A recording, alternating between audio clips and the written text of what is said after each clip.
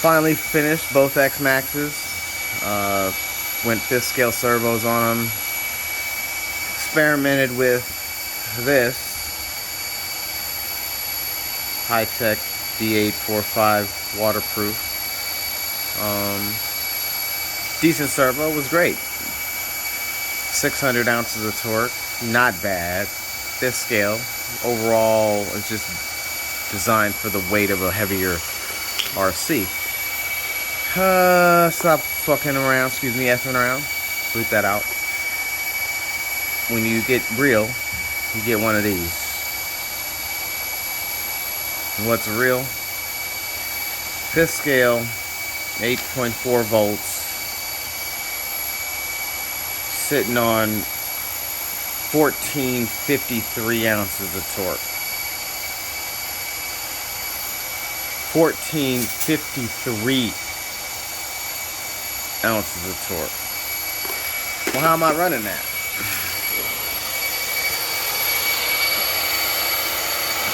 ESC is on, ESC is off. Servo and my fans are powered directly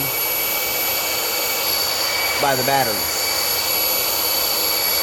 That's some custom shit that you need to get done, but well worth it by somebody who knows what they're doing. And the guy who did it for me knew what the hell he was doing. Also, look at my steering servo setup. I don't have to worry about those stupid servo support brace or none of that anymore. I'm just going King Kong with it. Speaking of King Kong, let's go 11,000 milliamp. Where does it say 11,000 on here? But you can tell the size of these Gen Ace. 11,000 milliamp. Back to the Proline shock setup. Dual rate spring and shock setup. Thicker shock shaft. That's some. I like these better. They're not as costly and they're nice bling too. Hot racing shot caps. Some WFO stuff. I love these WFO people. Give them a call. Be patient with them, WFO, but it's a great product. Great company, great customer service, even more importantly. These are WFO mount. WFO gears.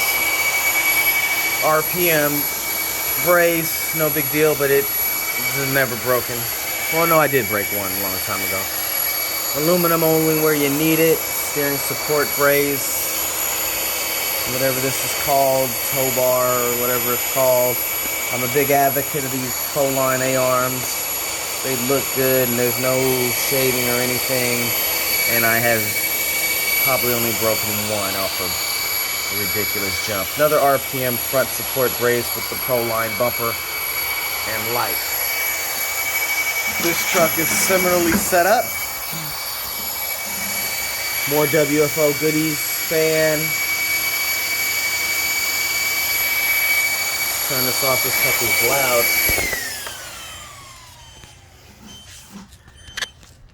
Get you a DX5 radio, it reminds you when your system is inactive. Save your battery or turn your shit off. Sorry, bleep that out. This is for the kids. Similar setup. Fan setup, real fans, WFO, motor mount, and gears. Always support them if you want to go big or go home. Max 5s. Difference being here I got a bigger ESC fan off of Creighton or something like that. This is just the stock setup, and I've gone through a fan or two, but I plan on next time one of the rocks gets in there, I plan on just going to this setup. Overall bigger fan, and I think it probably spins at least the same speed.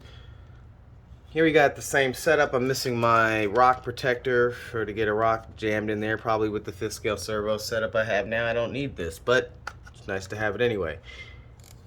Same servo setup in here, and once again, the servos and the fans are directly powered by the battery. getting a little bit more juice. Difference between these two butter trucks, it's going to only be shock cap visually. This is a hot racing with a piggyback, and this is just a hot racing with a regular bleed valve. And this got a bleed valve too. Looks like I scratched it on a flip over. It suffered a little bit of damage to my bling, and probably I can't use that anymore, but still blingy regardless. Dual spring rate setup. A lot of these guys, I have my street setup right now, same battery setup, 11,000 milliamp. You pretty much play a pretty good amount of time, like legit hour, going hard, legit hour. Tow bars are a little different on both trucks, but they're aluminum. This one looks kind of candy-ish, looks a little better. This one gets dirty and kind of looks like it could be plastic, but it's not. Same light setup pretty much. Difference being is that this is a 30-35 gearing setup, and I have a 30-30 gear setup. And when you drive the trucks back to back, the 30-30 just has way more torque on the run, on a roll, period. I can roll probably doing 40 miles an hour and pull it and yank it, and it still wants to probably backflip. This doesn't want to backflip so much, but it's still got all the punch. That it's probably got a little bit of high end, I think, maybe, than this one. And I think that's probably a little bit, but this one significantly has a lot more bottom low torque down low, which in the dirt is a lot of fun. But both are really beasts. I mean, this one is the beast. So you're like splitting hairs here. But yeah, this is what happens when, you know, X-maxxes come to the hood and, you know, they get the bougie treatment. You know, guys say that their trucks are modified. Well, how modified is your truck? It's like saying your car is modified. How modified is your car? Having a Canadian air filter and an exhaust doesn't really say your car is modified. And having an ESC on your RC doesn't really say it's your... If your suspension, ESC, motor, your batteries, wheel and tire setup, I mean, and truly your A-arm and your setup for a little bit tougher than stock setup, you know, RPM stuff, then you're really not an upgraded truck. But what do I know?